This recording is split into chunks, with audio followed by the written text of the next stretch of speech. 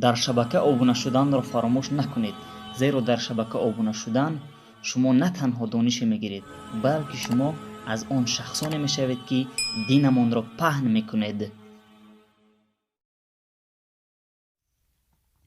السلام علیکم و رحمت الله و برکاته.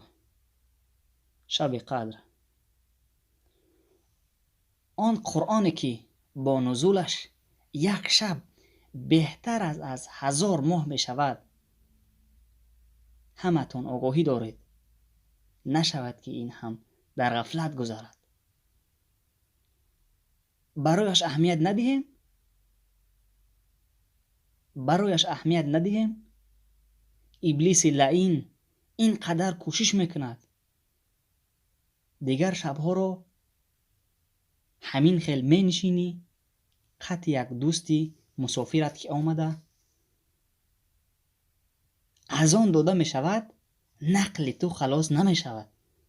اما وقتی که این شب می آید، ابلیس لعین آرام نمی نشیند. او تلاش می کند که با کدام راه این را زله بسازم.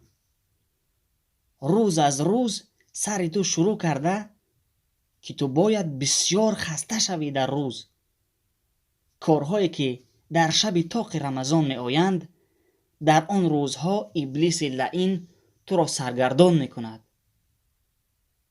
کارها را برایت به یاد می آورد، قرضها را به یادت می آورد.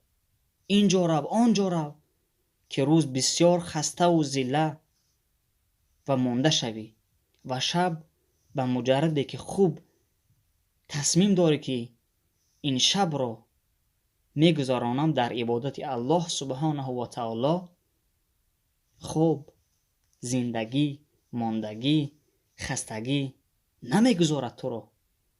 هر قدر که تو خودت را قوت دهی، ایستاده نمیتوانی. چرا؟ سوال: چرا؟ آمادگی از ابتدا نداشتی.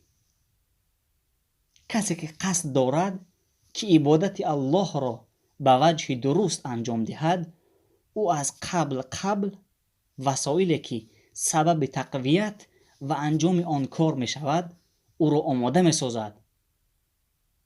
برای او خود را عیار می سازد تا که آن وقت بیاید هیچ مشکلی نداشته باشد. وقتی معین شده،